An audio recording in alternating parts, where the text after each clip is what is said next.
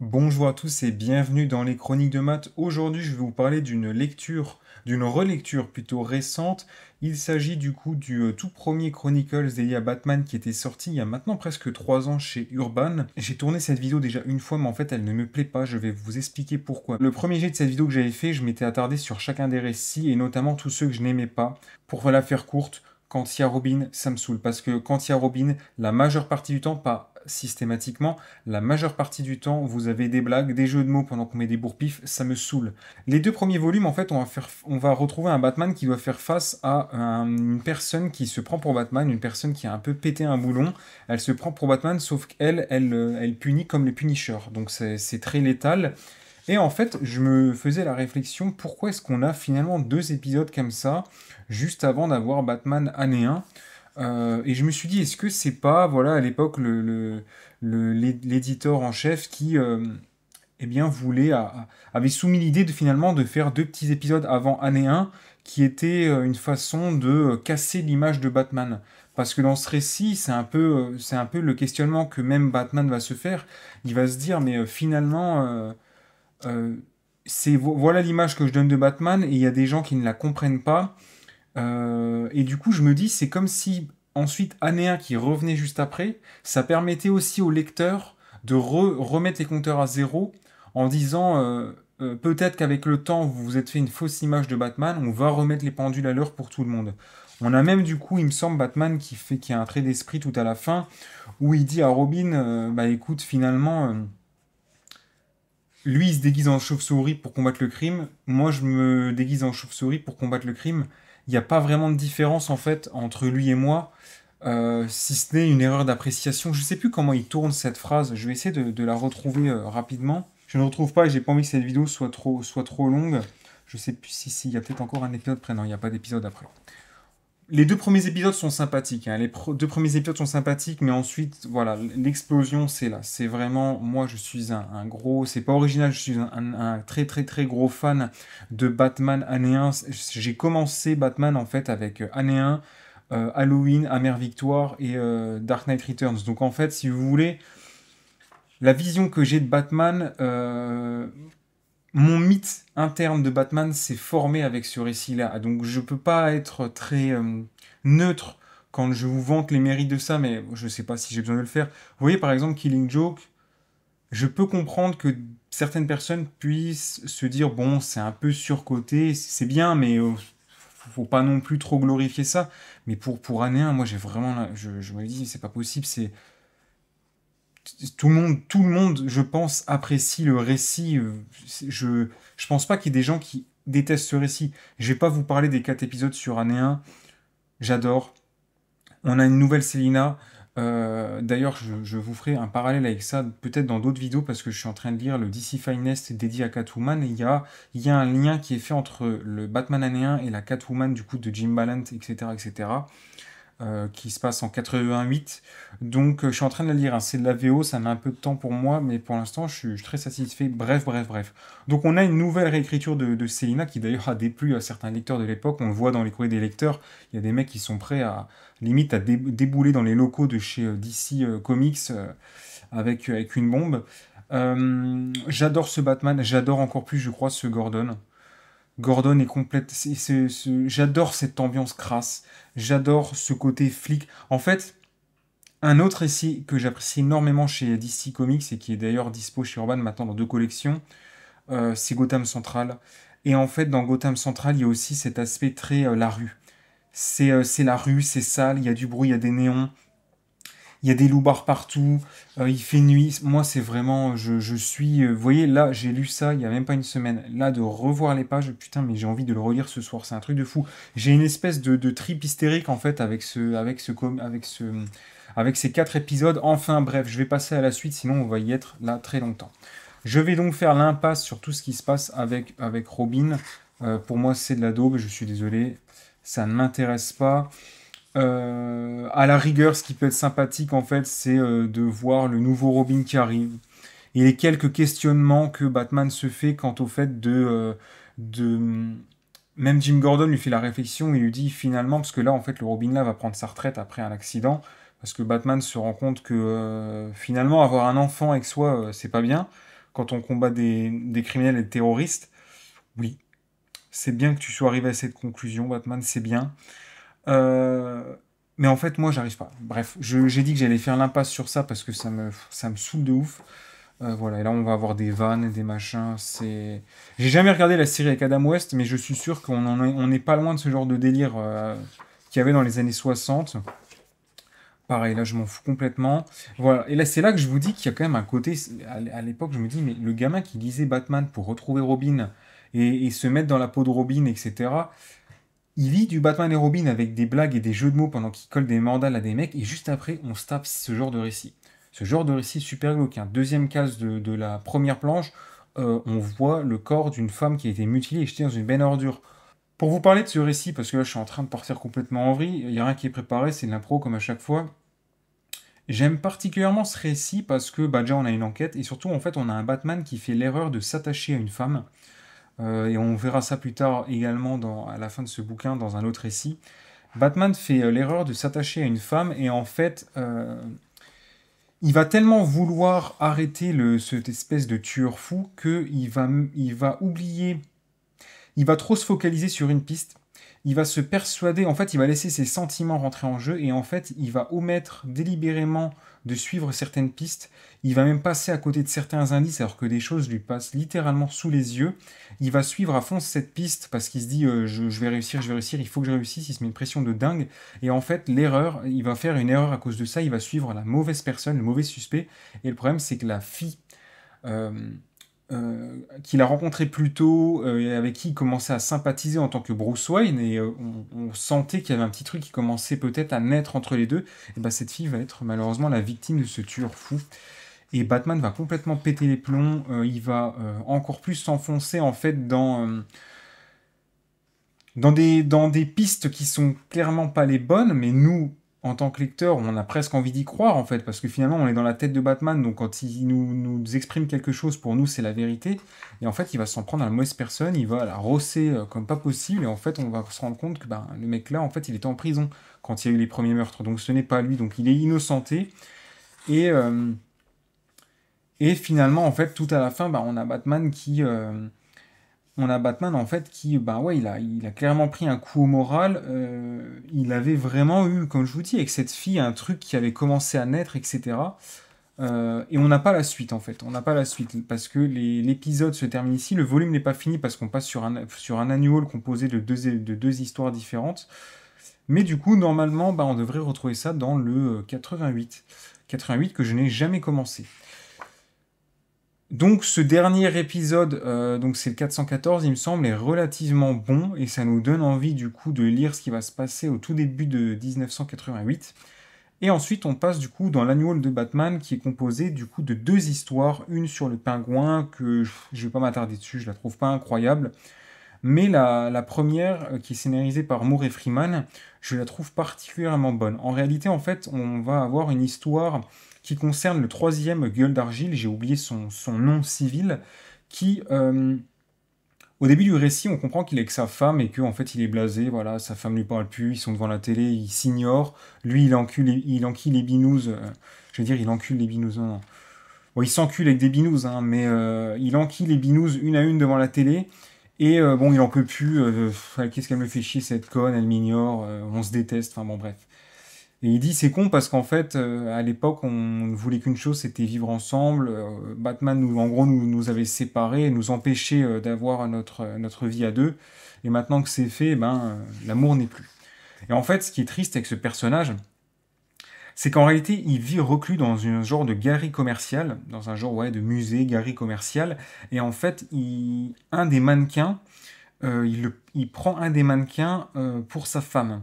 Et ce qui est enfin, ce qui est très intéressant en réalité, c'est que c'est un malade mental, il a des gros problèmes psychologiques, et en fait, par exemple, tantôt, ouais, j'ai dit tantôt, ouais, tantôt, quand sa femme ne va pas parler, vu que c'est un mannequin et qu'elle ne peut pas parler, tantôt, quand elle ne parle pas, il va se dire, mince, qu'est-ce que j'ai fait de mal aujourd'hui? Elle me trompe, elle voit peut-être un autre homme quand je suis pas là. Ou alors, ça va être plutôt totalement l'inverse, ça va être, ah, j'adore ces moments d'accalmie, quand on se contemple, quand on se regarde dans les yeux, etc. Et en fait, il associe plein de choses du quotidien, parce qu'en fait, il se passe strictement rien, parce qu'en plus, ça se passe la nuit dans une galerie marchande, donc en fait, rien ne bouge à part lui. Et en fait, il donne une fonction, il crée des histoires de toutes pièces avec des objets du quotidien, avec des mannequins, etc. Le mec se fait des films complets et en fonction de ses crises je vais appeler ça de la schizophrénie, ça peut soit être quelque chose de très joyeux, soit quelque chose de complètement terrible. Et en l'occurrence, pour lui, ça va très mal aller parce qu'en réalité, il va de plus en plus se persuader que sa femme le trompe. Et un soir, en fait, les gardiens ou la maintenance, l'équipe technique, en fait, elle déplace les mannequins parce que les mannequins doivent être habillés dans un autre rayon. Et sa femme va passer des tenues de femme élégante au rayon lingerie. Et donc, en fait, lui, il voit des mecs déshabiller sa femme et lui mettre une petite culotte, etc. Et lui, il se dit, la coquine, elle me trompe. Et en fait, il pète complètement un boulon. En plus, il ose pas lui dire. Il fait genre, non, non, tout se passe bien, j'ai rien vu. Et en fait, il se fait un film complet. Il ira même jusqu'à tuer un vigile. Donc, une fois qu'il y a eu un meurtre, Batman est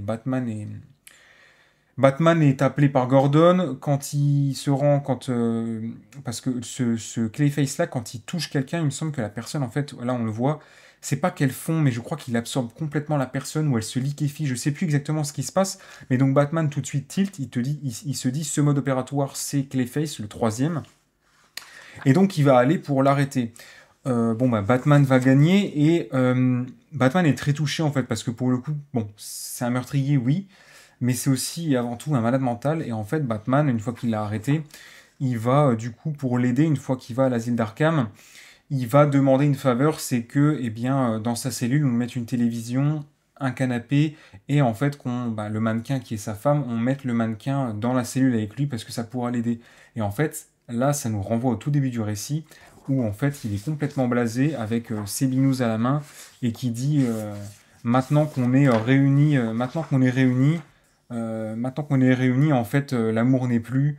Le petit frisson du début a disparu. Et honnêtement, ce récit est la toute première fois. Alors, la deuxième lecture, je savais ce qu'il en était, donc ça n'avait plus le même effet. Mais la première fois que je l'avais lu, j'avais presque eu de la peine, en fait, pour ce troisième Clayface, parce que, en fait, on voit clairement juste un.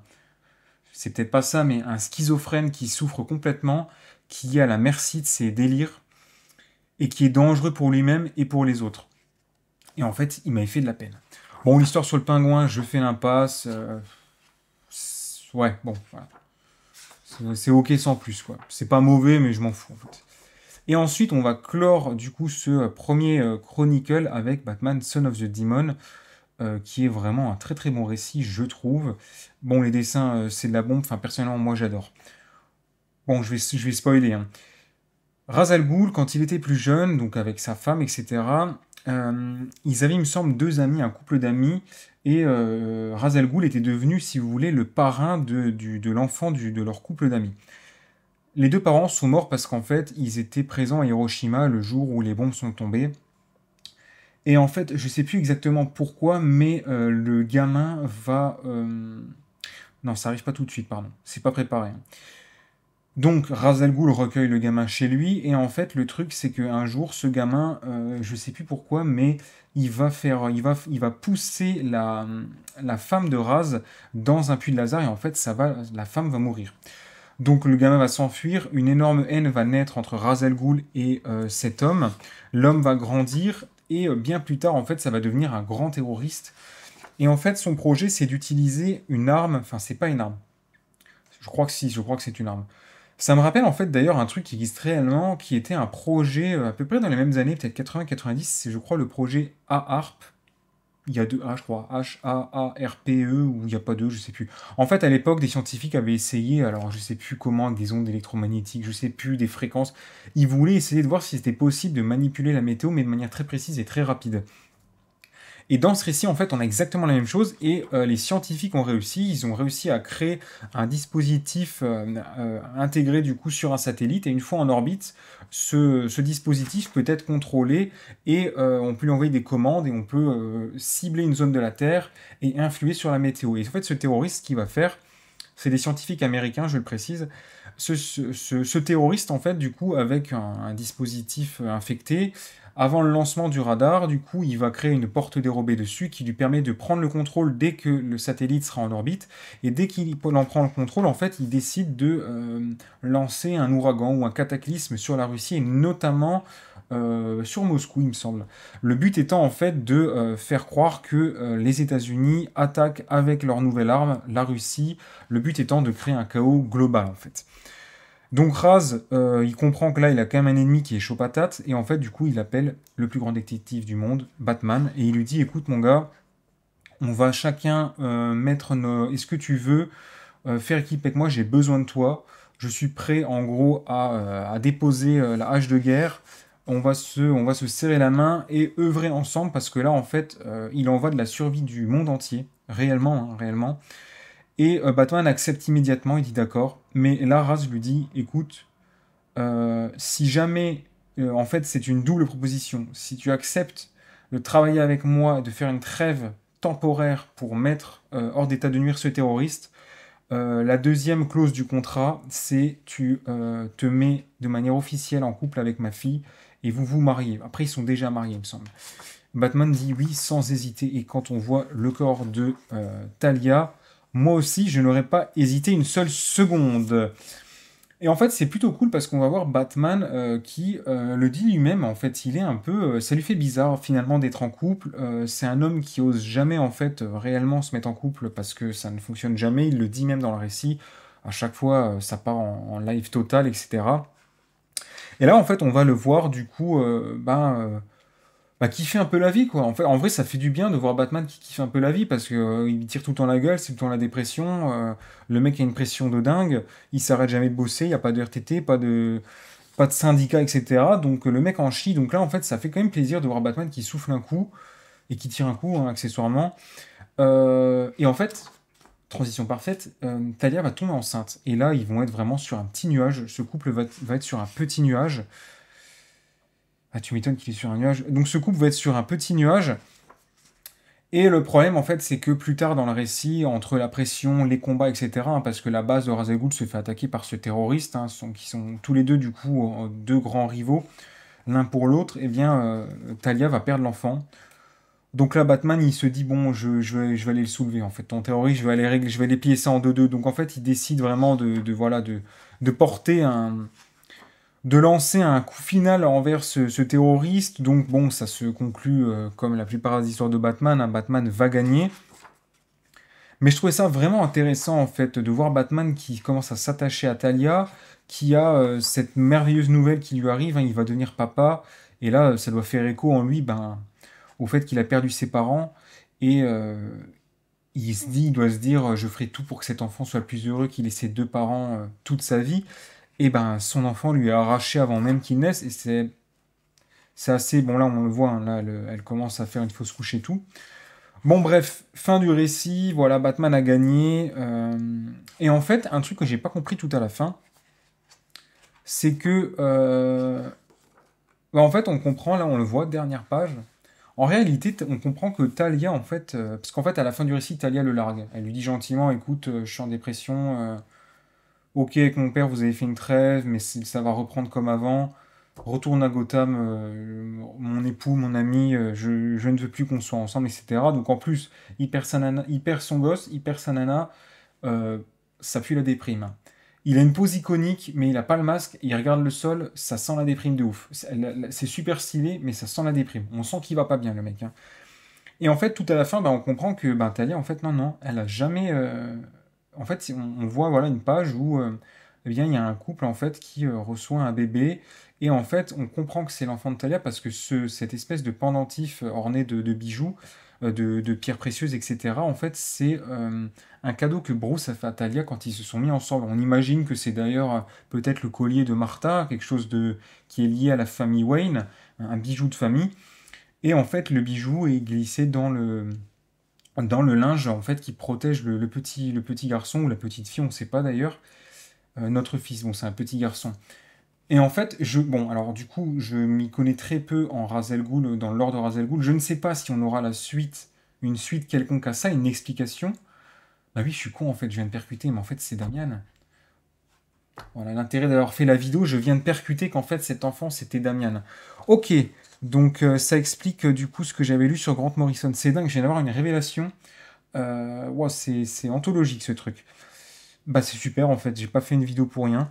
Bah du coup j'ai ma réponse. Voilà, en fait je voulais le questionnement de fin de ce récit c'était ça, c'était dans la vidéo de vous parler de bah, qui est cet enfant, mais en fait c'est Damien. Je sais pas pourquoi je viens de percuter là, je viens de prendre le recul, ça m'a fait comme un chat dans Matrix, si vous avez la ref. Bah écoutez, qu'est-ce que je peux dire de plus? Pour ce qui concerne Robin, ça gonfle. Je crois que vous l'avez bien compris. Bon, en 88, Robin se fait peigner avec une baramine par le Joker. D'ailleurs, j'ai jamais lu ce récit, donc apparemment c'est très chiant à lire parce que la narration a l'air d'être très très datée. DC sur Batman, c'est fou comme des fois ça fait vieillot hein, dans les années 80-90, alors qu'à côté de ça, tu lis une intégrale Spider-Man des années 60, c'est daté, mais pas autant que ça, quoi. Enfin, on dirait que des fois sur Batman, il y a 20 ans de retard. Il y a certains auteurs qui ont pas, enfin, qui sont restés bloqués. Enfin bon, bref, c'est pas le sujet de la vidéo. Quand il y a du Robin, ça me saoule, ça décrédibilise, je trouve, le combat de Batman, ça décrédibilise. Putain, c'est le Chevalier Noir, quoi. C'est le Chevalier Noir, son sidekick, il a un short moulant, vert fluo, vert pomme. Putain, ça va pas, quoi, ça va pas. Qui a eu l'idée de créer Robin? Je comprends pas. C'est très compliqué pour moi avec Robin. Heureusement qu'il y en a eu un qui est devenu Nightwing. Bon, il y en a un autre qui est devenu l'Arkham Knight, mais on s'en conne complètement. Bon, bah, Jason, il va rencontrer la baramine du Joker. Mais en soi, bon, à l'époque, ça coûtait 30 ou 31 euros. Je sais pas combien ça vaut maintenant aujourd'hui. Ça reste quand même, si vous êtes comme moi et que vous en avez rien à secouer de Robin, ça reste quand même de la bonne cam, hein, je vais pas vous mentir. Bon, du coup, il y a beaucoup de Reddit parce qu'en réalité, vous avez quand même du coup 22 fois 4 pages qui sont déjà du année 1 que tout le monde a lu dans 5 éditions différentes. Peut-être que certains d'entre vous ont déjà lu Le Fils du démon, mais en soi, ça reste quand même cool. Bref, j'espère que la vidéo vous aura plu, c'est extrêmement long. Waouh, ça va être compliqué pour vous. Je vous dis à bientôt peut-être avec du coup le DC Finest sur Catwoman, qui pour l'instant me plaît, et en plus ça fait un lien avec Batman année 1, et en plus on est à peu près dans les mêmes tranches au niveau date, parce que ça commence en 88, mon DC Finest, et ça va jusqu'à 94. C'est un Epic Collection, hein, les DC Finest, pour ceux qui se demandent ce que c'est de la VO, mais j'en parlerai dans la vidéo dédiée. La vidéo fait 30 minutes, je suis désolé. Je vous dis à bientôt ou pas. Ayez bonne lecture, faites ce que vous voulez, lisez ce que vous voulez, ce qui vous plaît. Allez, ciao!